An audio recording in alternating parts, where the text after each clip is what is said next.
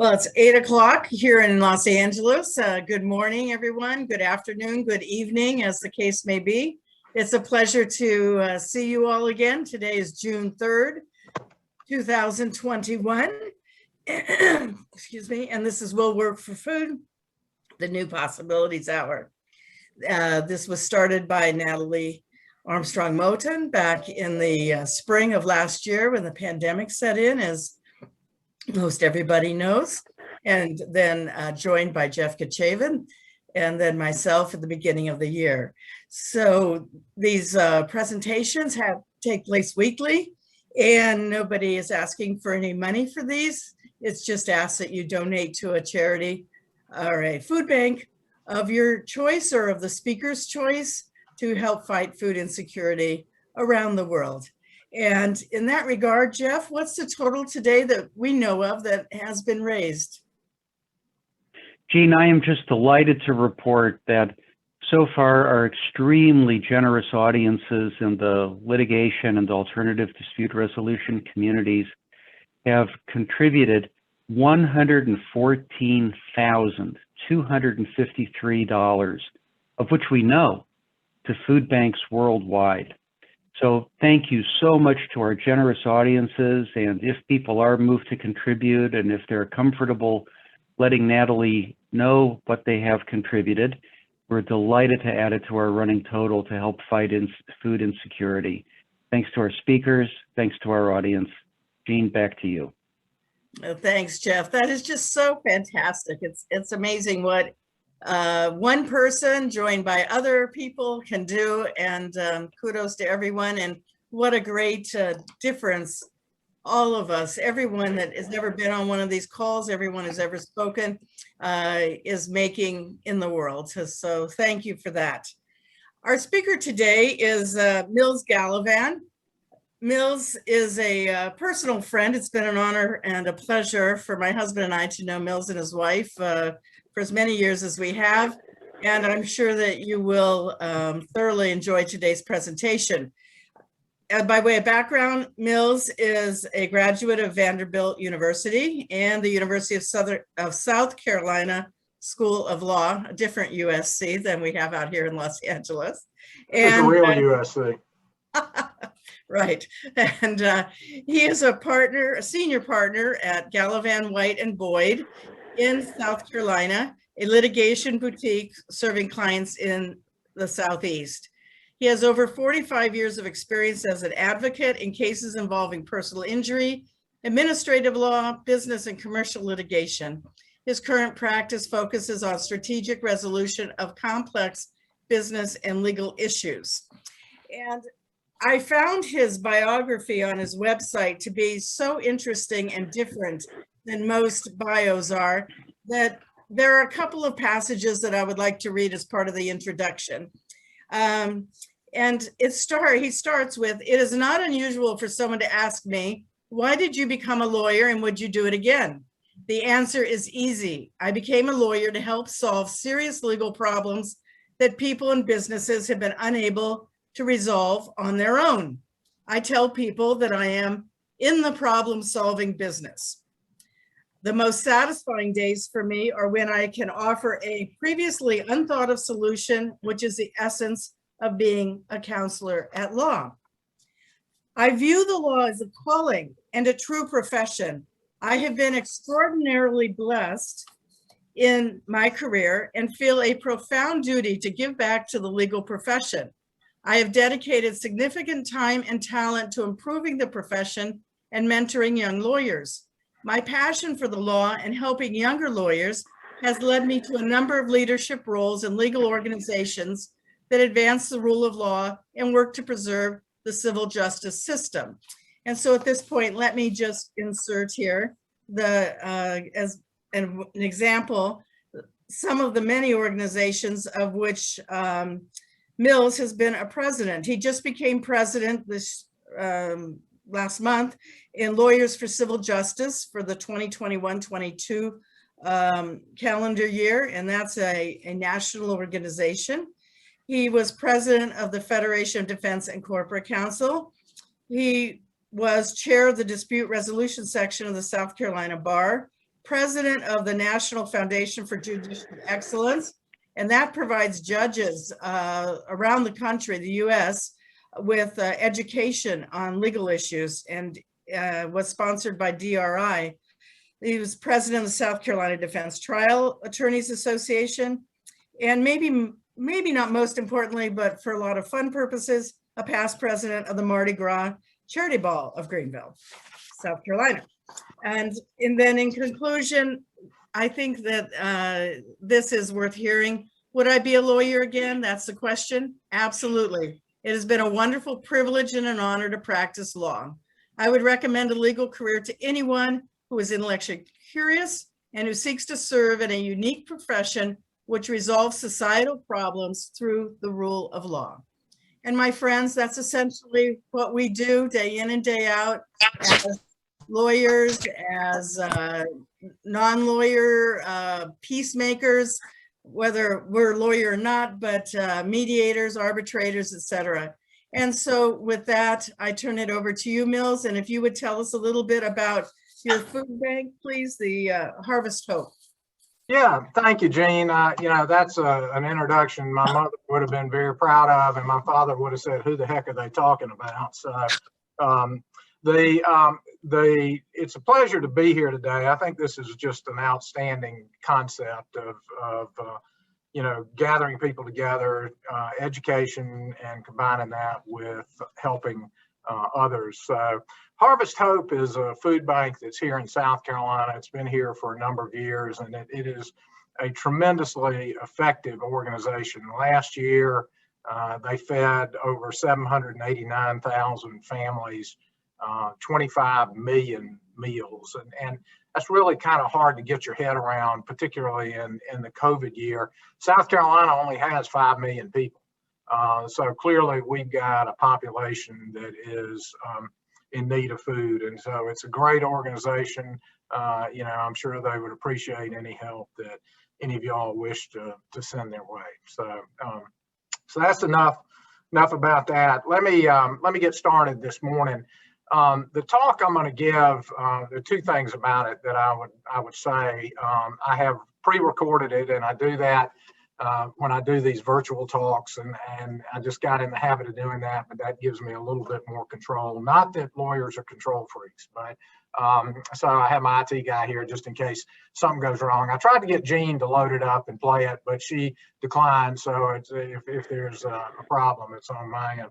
But this talk evolved out of another passion I've got, and that's a passion for photography. And I gave a talk a number of years ago on sort of the correlation between some of the things that you do to take a good photograph and some of the things that great photographers like Westbrook or Ansel Adams did, and how that plays into problem solving and mediation and looking at it. So over the years, I've given that talk, and it's kind of morphed into this, which is what I consider to be, ways that we can be innovative. And obviously, 2020 was a year that we all had to change, and we had to change in a big way, and we had to change real fast. And I think that in some respects was a great thing. I know I work with the South Carolina Bar on dispute resolution,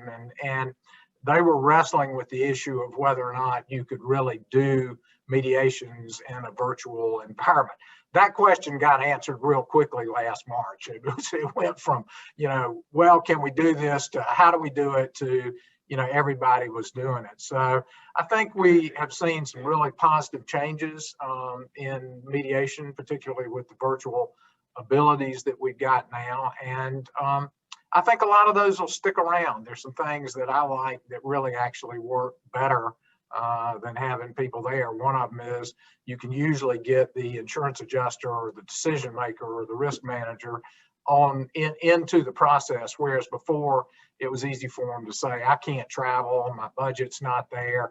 They don't have an excuse now. You sit at your desk, I don't care, but this is your case and you're a part of it, and we're going to be here for the day, so you can join us. And sometimes they're happy and sometimes they're not, but that's that. So Having said that, what I'd like to do is see if I can get this video up and share my screen and play it. And then it's about 30 minutes, give or take a little bit. And then at the end of that, I'll be happy to answer any questions that you might have. And so we'll see how this goes. So I am going to push share screen. And all right, Tommy, help me find.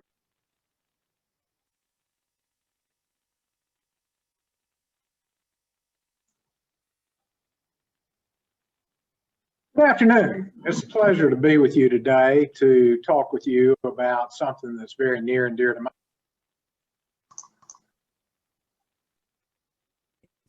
That was working.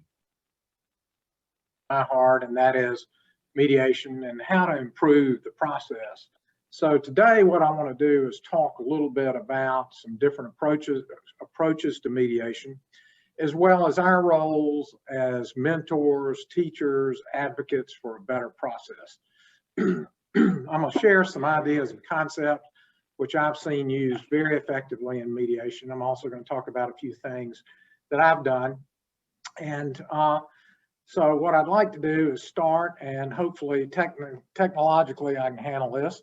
I'm going to share my screen so that you can see that. And hold on, there we go. So we're going to talk about what I would like to think of as alternative disruptive resolution. A little bit different term, but I think that's the period that we're in now. We're in a disruptive period. And so let's talk about approaches. And to me, that's something it's defined as a road, a sea passage, a path, or an other way leading to a place. And as mediators, I think we really have the opportunity to light that path and to show the way for the advocates. I think I hadn't ever met a mediator that really wasn't interested in improving the process and oftentimes teaching or helping the advocates along. The advocates obviously have to very carefully choose their approach to each mediation. But ask yourselves, honestly, do most lawyers have a clearly defined approach? Maybe not. So COVID-19 has changed everything about the way we do things. This is the Choluteca Bridge and the Choluteca River in Honduras, and it was destroyed over and over and over again by hurricanes. And so the Honduran government came up with a great idea. They were going to build a hurricane-proof bridge. Well, this is the Choluteca Bridge in Honduras, and it was built to withstand any hurricane that ever came along. And as you can see, the bridge clearly withstood Hurricane Mitch, but the hurricane changed the course of the river. And so now they have a bridge to nowhere. And to me, that's kind of representative of how do we deal with the change that COVID-19 has forced on the litigation world. But it isn't just COVID-19. I think lawyers in general are having some lawyers are having a hard time adjusting to advocating in the context of mediation. And without trials, that's really their best shot at getting the case resolved. So I think as mediators, we need to think of ourselves as the gatekeepers for innovation and creative disruption in ADR. So I wonder often, is mediation really the alternative? And these are some statistics from 2017. I tried to get updated ones, but there hadn't been a lot of trials since then. But I think it's representative of what we will return to, and that's in Greenville County. Over 8,000 complaints, but only 20 jury trials. I think the ADR numbers are probably off because some people don't report them. 3,000 eligible for ADR and 236 fully settled. That number I know is inaccurate, but the savings estimate probably also low. So the trial by jury has just been disrupted, and the professional life and livelihood of trial lawyers has been disrupted. And just like the changes in healthcare, I think litigants expect us to move from volume to value. But what is value? And I would suggest that it's early resolution, less costs, better results. The skill set of a great advocate in mediation is different from trial skills. And Malcolm Gladwell posited in his book Outliers that it takes 10,000 hours to completely master a skill. Superior dispute resolution skills and tactics, to me, offer a distinct advantage, but they have to be practiced, and they have to be refined, and they have to be enhanced to really be of value to the litigants. This is what I think of as the impact of a bad approach. The approach to a mediation is much like a pilot approaching an aircraft carrier landing. It's complex, it's multidimensional, it requires skill, practice, execution. The similarities are striking, and in a mediation, the landing strip is a moving target. Same thing, the plane's got to stay in the air till the very last minute. The glide path's got to be correct. Pilot must constantly correct for wind and a rolling deck. As the air boss, I believe the mediator is the one who's got to constantly monitor all of these different things that are going on. There's an old military saying I like it: strategy is for amateurs and implementation is for professionals. And we are the professionals. We're the ones that manage the implementation or the landing, or in this case, or in the case of a mediation, the settlement. So these are what we all know are traditional approaches to mediation. They relate to the form and the function of the mediation. But to me, innovative and creative approaches deal more with the style and strategy of the mediation. So I love this quote by Ansel Adams: "There's nothing worse than a sharp image of a fuzzy concept." And lawyers create the message, but the mediators are often the ones who are delivering it. Good lawyers will take their message, they'll tweak it, they'll pressure test it, they'll review it with their client, they'll get them on board with that message. But whether the message is written or oral or in pictures or video, the medium is the message. And that's a phrase coined by Marshall McLuhan, meaning that the form of the medium embeds itself in the message, and it creates a symbiotic relationship by which the medium influences how the message is perceived. And we can help the advocate deliver the most powerful and convincing message if they allow us to do that. I've got a friend who is wonderful at sending a message, and he works on his PowerPoints. And literally, in a big case, he may revise his PowerPoint 100 times. Our job as mediators is to deliver that message in a way that appeals to the other side, to help them see what the plaintiff in that case, or in any case, is seeing, or the defendant is seeing. And oftentimes, I really believe the mediator is the medium, but we're also the message. So just remember that that message is being embedded in you. These are some of the things that we've all had to deal with recently: virtual mediations, telephonic mediations, in-person and virtual combined, doing mediations in steps or segments. Fast-track jury trials are also becoming very popular, and more arbitration. But what's next? What's around the corner? What is artificial intelligence going to do to our profession as mediators? Every case needs its own approach, and I think we shouldn't be afraid to ask the parties hard questions. Let them mix it up a little bit. Mike Tyson said everybody has a plan until they get punched in the face. But as the mediator, I think we've got to be adaptable. We're monitoring that process. We help the parties find the right message and the right medium. So what are some reasons to change? And I'm talking not just to the mediators now, but also to the lawyers. I think predictability, it can be good, it can be bad, but you've got to be consistent. And once you choose a style, or once you choose a path, it's important to stick with it throughout the course of a mediation. It doesn't have to be the same in every mediation. Good mediators, I think, keep a book on each lawyer. I know what some lawyers like, what some lawyers dislike, and I know their tendencies, and I can sometimes predict where they're going and how they're going to get there. So how much they share with me is certainly their prerogative, but how much I share back with them about what I see that might help them is kind of in my prerogative. But so depending on the lawyer's goals, predictability may be a good thing, may be a bad thing. I don't think lawyers should be afraid to be unpredictable. but they've just got to stay in character. And the same for the mediator. You don't have to do the same thing in every mediation. In fact, it may not be good to do the same thing in every mediation. But again, stay in character and be consistent with your message throughout the course of the mediation.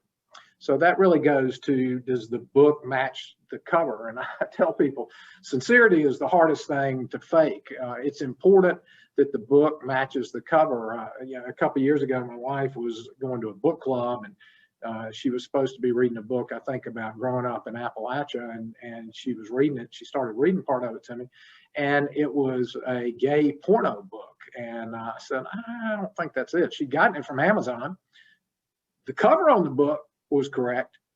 The interior, the contents were not the book that she was supposed to be reading.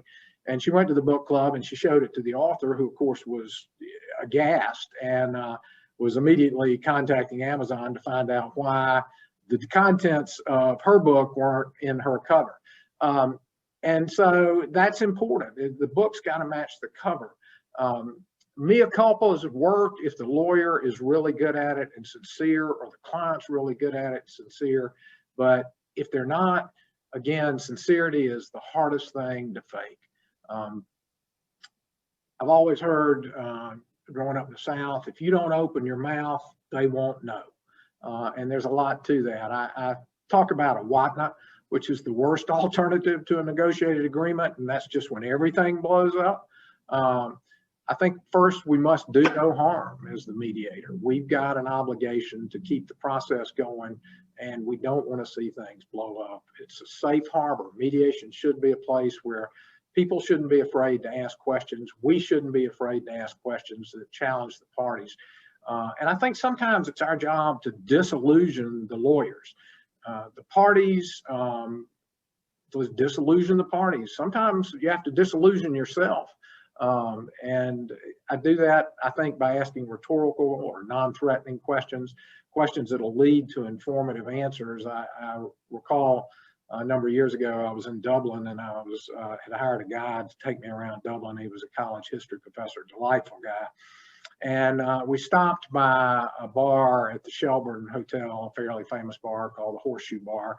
And he said, this is where all the famous people come to have a drink. And he said, every once in a while, my wife and I, we come down here and we disillusion ourselves. We believe we're just as good as they are, and we have a drink. And it always stuck with me. And he was practicing the art of disillusionment. And oftentimes, I think that's our job. We've got to practice the art of disillusionment, sometimes for ourselves, but oftentimes really for the parties, so that we are getting them to the place where they can settle, where they know what they really need to know to get a case settled. This is a good example of a picture being worth 1,000 words. You got to stay, to me, totally focused on everybody in the mediation. And I think that is something that is incredibly difficult to do. Bill Clinton is a master at focusing on the one individual with whom he's talking at the time. And it is incredibly disarming. I have not met him, but I have talked with people who have. And they say that it's just unbelievable. He does not take his eyes off of your eyes. And you begin to understand and believe that whatever he's telling you is true, and that he's listening to and taking every word that you are saying in. And so as a mediator, you should never be texting or email or talking on the phone, except if you're doing that with the parties. If you are, I think the message is that you don't care, or this isn't my first rodeo and I don't need to listen to what you're saying. And both of those are, to me, very bad messages. So the parties, I think, particularly in personal injury cases, and the plaintiff in particular, they really see this as their day in court. And so to me, 90% of effective mediation is listening, and it's that last 10% of listening that separates the winners from the losers. And there's a fly fishing guide, a saltwater fly fishing guide I love, the guy named Flip Pallett. And Flip is a professional guide, and he talks about being hired by people to go out and fish. And he said they'll come down here and they're not ready. They can cast okay, but they really can't cast into the wind, or they can't cast that last 30 feet. And that's the 30 feet that's critical. He said, I can put them on the fish, but if they can't cast and get the fly to the fish, and it's that last 30 feet, we just wasted a whole day. And it really hacks him off. So before I go fish, I practice a lot. I don't want the guy to be mad at me, but that's what listening is. It's closing that last 30 feet, that gap. Legend has it that St. John Birchman's, who was a Jesuit priest, was playing pool one day at seminary, and somebody asked him and said, what would you do if the world was going to end in a minute? And he stopped and he thought about it. What would I do? I'd hit this shot as well as I could. So he was just totally focused. He was into what he was doing right there. And I think right there and then. And I think that's what we are charged with as mediators, to be completely focused on what's going on right there and then. So when you're mediating, you need to be in the moment. You need to be totally on your game and all in for the parties. And if I do a full day mediation of anywhere really from 6 to 10 hours, sometimes longer, but usually kind of in that range, it's intellectually challenging, and it's exhausting and can be exhausting, and that's okay. That's what it shows, that you were in the game and you were paying full attention to what was going on. I love this idea about Sherlock Holmes, and that is that you're theorizing before you have all the data. The facts are the facts, and a party can spin them. We can spin them all we want, but ultimately, everybody's got to face the facts, and we can't let the parties be seduced by their own version of the facts. Again, that goes back to practicing the art of disillusionment. So we should use the facts to our advantage, but we also need to be wary of the facts being presented to us. So I always say trust, but verify. And, you know, again, we can fall into routines that can be problematic. This is a picture of the Challenger astronauts. That's a picture of the Challenger exploding, which many of us remember, may remember where we were, and what a tragedy.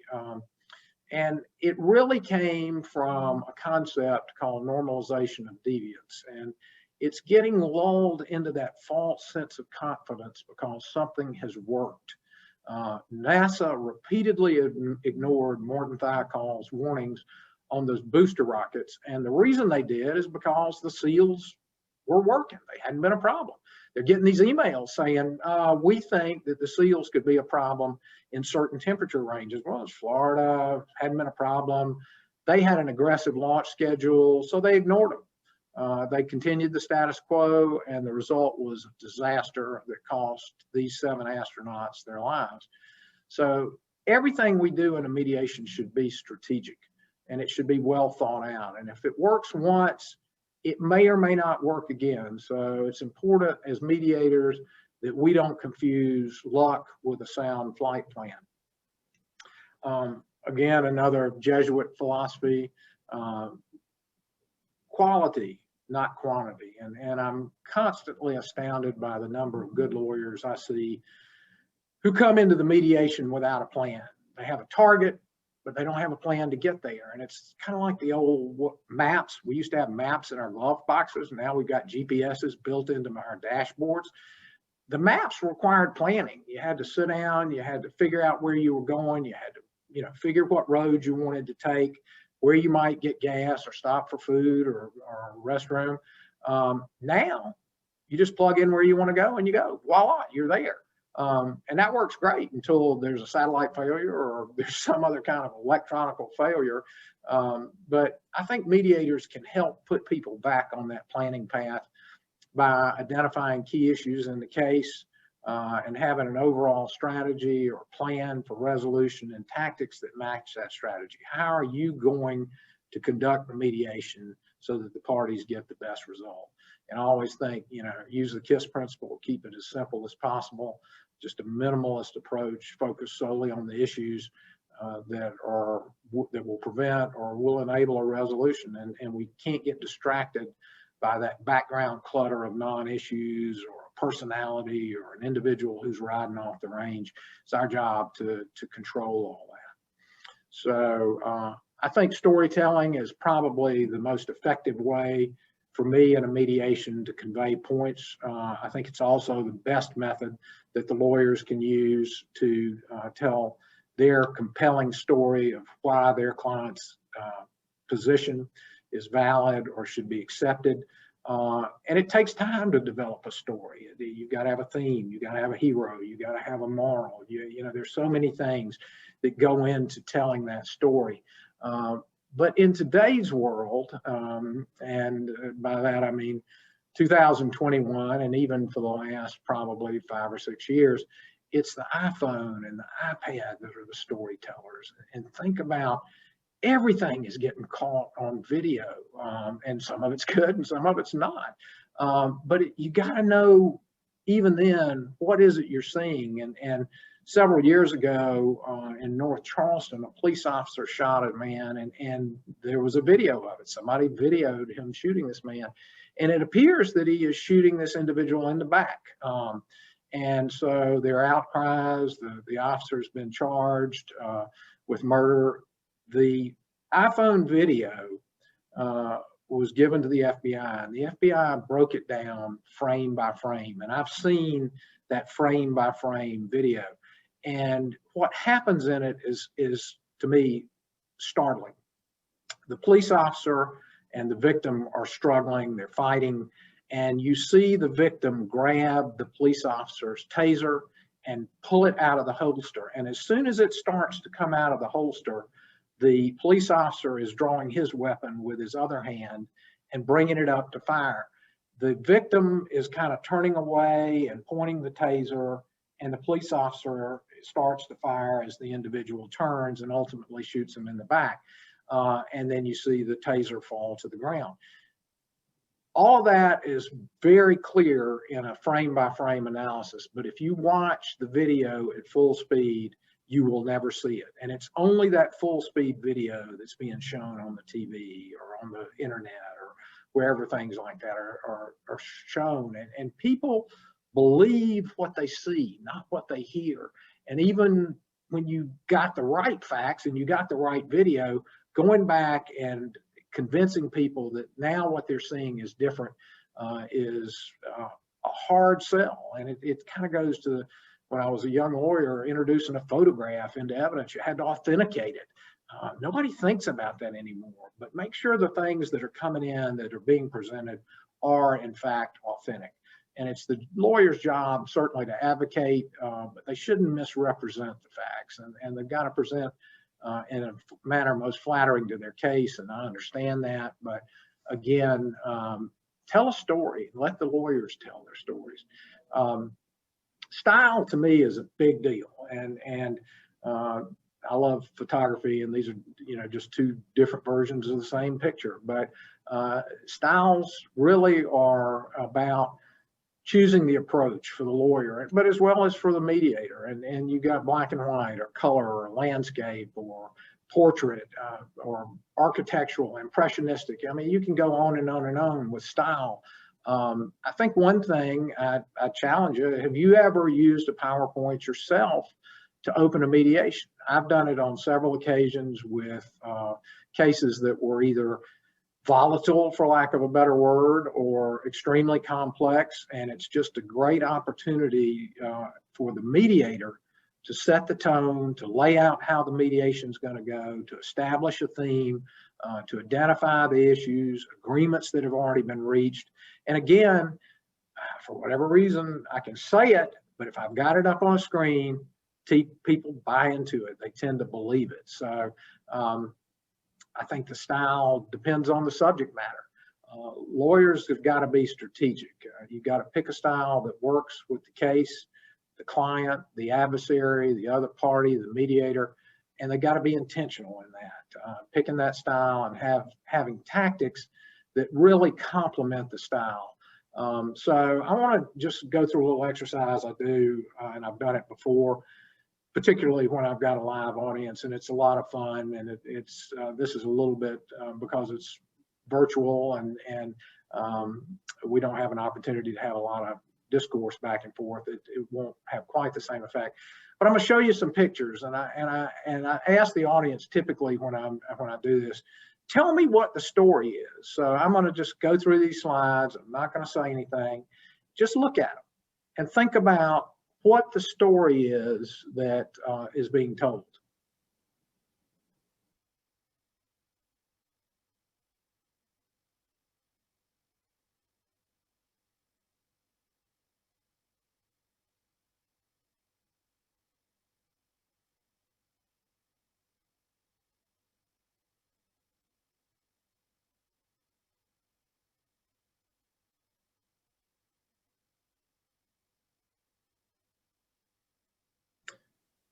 So now I would generally ask people, tell me what happened. What's the story here? And it's always fascinating to me to get people's responses. And some people will say, well, clearly, you died, or the father died, or the child died, or the picture at the end, the child was hurt, but the child's okay now, or at the end, the child's pointing out to sea, which is, where the other person was.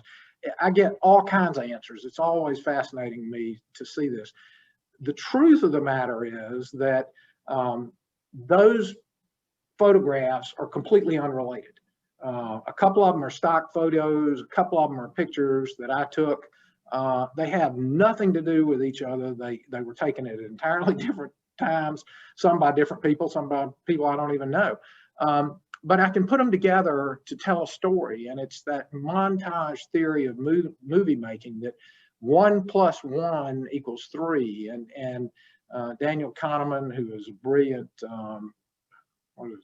social psychologist, economic psychologist, I always forget his title exactly.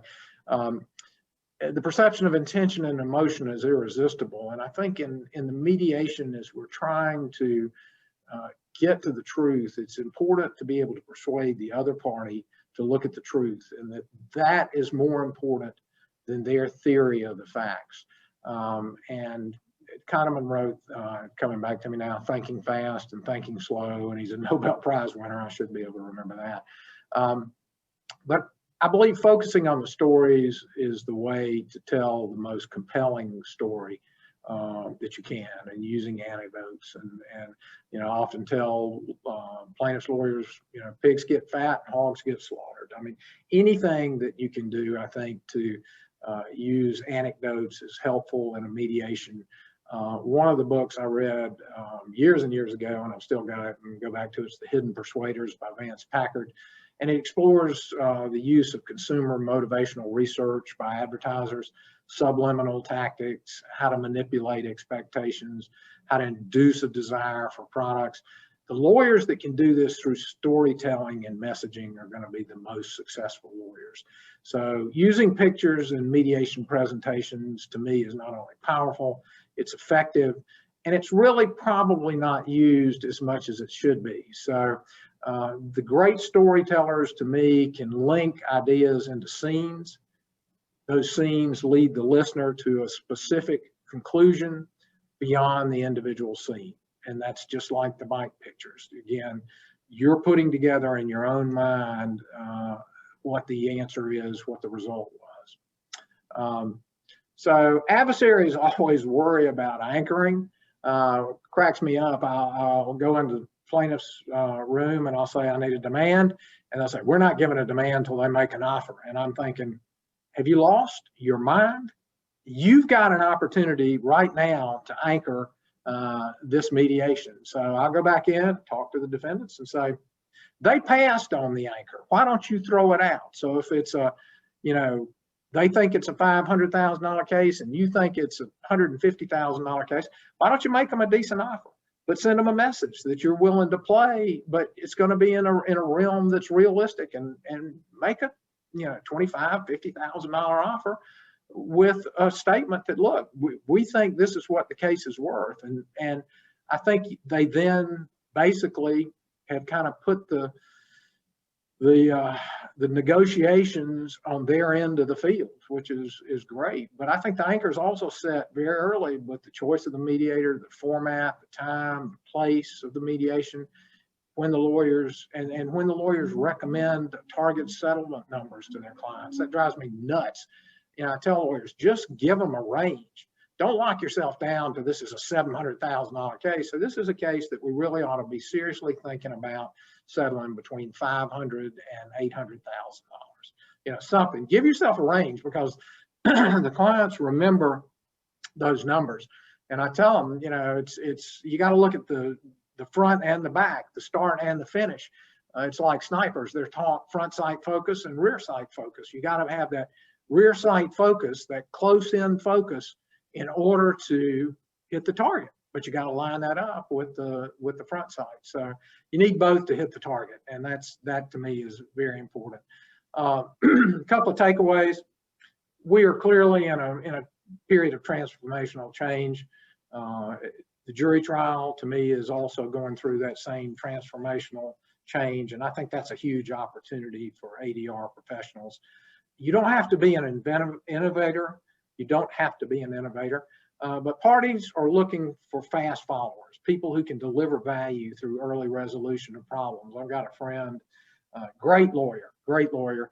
He dabbles in mediation, and when the virtual mediation started, somebody wanted to do one by Zoom, and he couldn't finish it. He had to call a friend. He didn't call me, but he had to call a friend who actually had to come over and help him finish the Zoom part of it. So be a fast follower, but know what you're doing. So hopefully these are some ideas that get your creative juices flowing. Define your own style and your own creative process. The pace of change is only going to accelerate. And to me, that is a really exciting thing. It's a wonderful time to be in the ADR profession and to help parties get matters resolved. So I hope that I've given you some things to think about today. Thank you for your attention. It's certainly been a pleasure to be with you, and I'm available to answer questions. And I just hope I've finished talking before you quit listening. So have a great day. Thank you so much, Mills. That was fascinating. I especially like that Challenger example. I remember that and use that a lot. There's no such thing as an accident. It's a planned accident, so to speak, even if you didn't consciously plan it. So we're looking forward to some questions. Jeff, I'll hand it off to you then. Thanks. Well, we have a lot of people here, Mills. Thank you so much for an excellent presentation to which everyone listened so attentively, and I'm confident people have questions.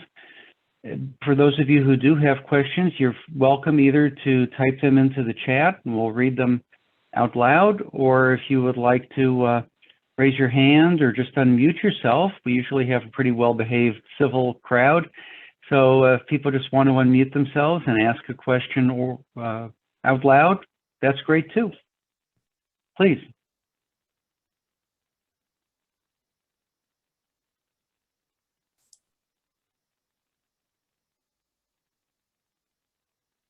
Well, Mills, while we're waiting for other people to ask questions, let me ask you, can you call to mind a mediation where a lawyer really just did a great job, where you thought, oh, this lawyer is really, I wish we could bottle this person and sell them at the store or her at the store? And tell us what makes a really great performance by a lawyer at a mediation?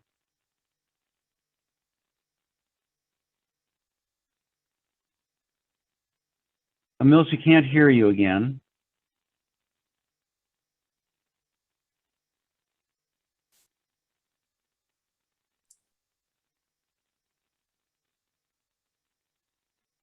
No, still no sound.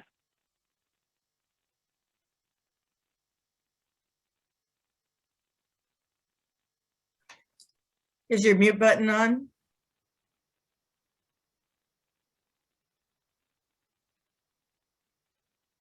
Usually we just get questions in the chat. Maybe we need the answer in the chat this time.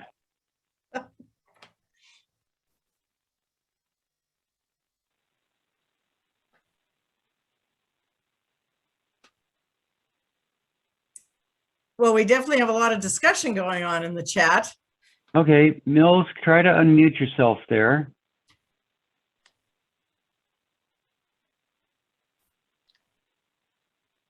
Yeah. No sound.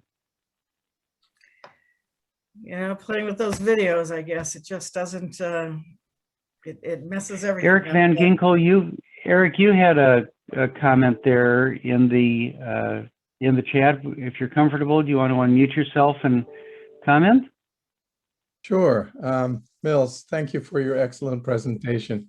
The only thing that struck me as dangerous is offering a range of amounts, because, for example, if you're willing to pay, if you're on the paying side, if you give a range of 300 to 500,000, let's say, the 500,000 becomes the anchor. If you're willing to receive the same amount, that low amount becomes the anchor on your side. And I think that that's a dangerous experiment. What is your answer to that? Mills, are you able to figure out the audio? And well, while we're still waiting for Mills, we have a lot of other talented people on the line. Does anybody have a thought with respect to Eric's comment about the wisdom of ranges? Sort of thing that Mills commented on and that Eric amplified.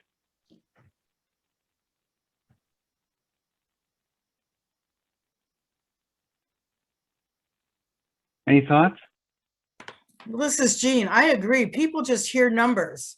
And so if you're on the defense side, you will think the lower number, and that will be in the mind of the client or the claims representative. And if you're on the plaintiff side, it's probably the high number that people seem to cling to. It's definitely, I agree with the range as opposed to a specific number. But even with the range, there are problems. But definitely not a specific number. How in the world can you promise something that you have no ability to necessarily make happen? I do want to say in reaction to that when a mediation gets closer to the end and you perceive an impasse, that in an impasse situation, it is oftentimes a good idea for the mediator to go to each side and see whether they can accept a bracket. It's called a bracket, but it could also be called a range. And within that range, if they accept that they're willing to talk within that range, there could be either an overlap or at least you can narrow the differences between the two parties.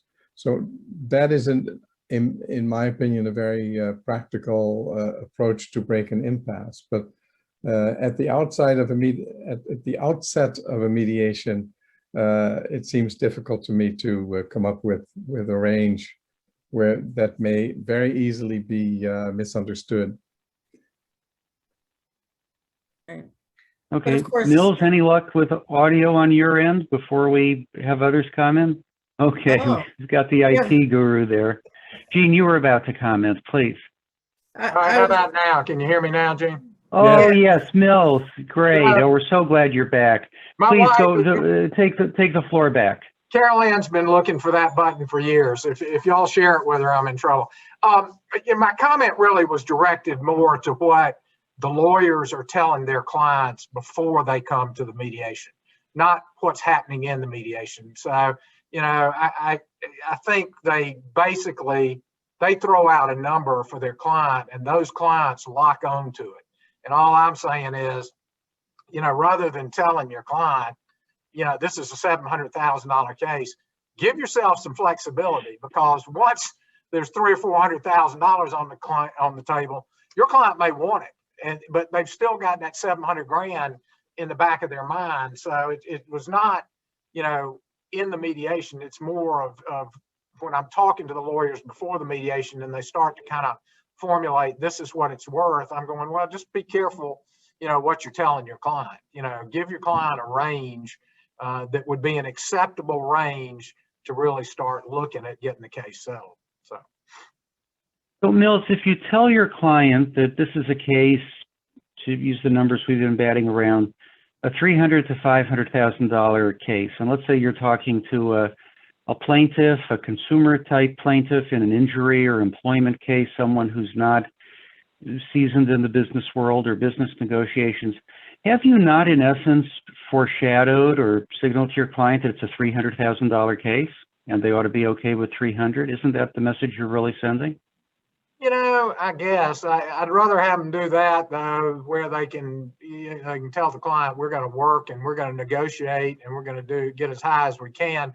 But if they just set the bar at 500 grand and the most you can get is 375, then the client's kind of looking at the lawyer and saying, well, wait a minute, you told me it was a $500,000 case. So, you know, it's tricky. I mean, you know, the good news is I'm not having to advise those clients, but I know a lot of times when I'm in there, you know, the client will look at the lawyer and say, well, you know, you told me it was a $500,000 case. Why are you telling me now to take 350? You know, and I feel so sorry for the lawyer, you know, because they want to get the case settled, and it may be that something's come up in the mediation that changes their opinion, and they can kind of explain their way out of it. But I just think when they draw that line in the sand, sometimes it comes back to bite them. Well, that is the challenge we face as mediators, where sometimes lawyers have engendered unrealistic expectations intentionally or more often inadvertently in their clients. What works for you, Mills, in trying to help get those unrealistic expectations back down to planet Earth? You know, obviously, whenever I've got information about what jury verdicts were, even if it's somewhat stale, that's helpful. Knowing the jurisdiction helps. I mean, I know, you know, in Greenville, a case might be worth $100,000, but in Barnwell, which is one of our judicial hellholes, it might be $1 million case. So where you are in our state makes a lot of difference. You know, so that can help you explaining to a plaintiff that, look, this is Kansas, you know, this isn't Oz, Toto, and you gotta adjust for where you are. And this is what happens in our courthouse, which is around the corner. That's helpful. You know, a lot of times, you know, it's interesting. I mean, sometimes the lawyers want the mediator to be the bad guy. They want me to be the one to tell them, look, you know, you don't have a $5 million case. You know, it's just not going to happen. And if they want me to do that, I'm fine doing it. I don't mind doing it. But so it's, you know, but I think real-time information about what similar cases are worth is oftentimes very helpful. You know, with all the TV advertising, I mean, it's sad to me. I drive home and I see these billboards and these people jumping up and down, and, you know, my lawyer got me, you know, $500,000. And I'm thinking, the cases where I'm seeing $500,000 paid out on a personal injury case, the people are not jumping up and down. They're usually in a wheelchair, you know, or they are really, really injured badly. And so I think some of the public, when they go lawyer up, I mean, it's like a game show. I mean, you know, and so it's dealing with some of those expectations that, hey, look, your soft tissue injury, yeah, you got $2,000 in medicals, is not a $250,000 case. You just got to explain it to them. So. Mills, we're just about out of time. I have two final questions for you. One, is there anything else? You were on mute some of the time. Is there anything else you're just dying to tell us? And number two, would you please put your email back in the chat? Yeah. Because I think some people will have follow-up questions for you. Yeah, no, I'll be glad to. No, you know, I think that unfortunately during the period of time I was muted, it had to do with the sharing the screen. But you know, the question really was about that range and how you deal with that range. And the one thing I wanted to make sure is I wasn't talking about me giving a range. I was talking more about what the lawyers are doing with their clients to anchor them before we ever get to the mediation. And that's where it's sometimes difficult to, you know, talk that dog off the porch. So that would be it. Let's see. Okay. And let's get your email up there. And thank you so much, Mills. You gave a lot of thought and preparation and preparing that video with all those vivid examples. That's one of the great hallmarks of a great storyteller, is to make it vivid and visual and exciting. And you engaged everybody and gave us a lot of valuable information to think about. Well, it was Thank a you so pleasure, much. and I appreciate it, and I always enjoy when I'm available dropping in on these. This is a great series, and you know, you and Jean and Natalie have done a great job of promoting it. And thank you for having me. It was a true You're honor. welcome. We're so glad you're part of it, Mills, and I hope people are moved to contribute to harvesthope.org, harvesthope.org, a most worthy organization. And with that, Jean, Natalie, back to you. Great. Well, thank you again, Mills. It was a pleasure having you, and I will not forget that Bridge to Nowhere and the book with the wrong cover and the very interesting content, I guess. So thank you so much. Natalie? Yeah. I want to just say thanks very much for proving your point by teaching us through storytelling. Well done. Thank you. I appreciate it. I appreciate it very much. If y'all are ever down Okay, this my way, friends. hit me up and I'll buy you a drink.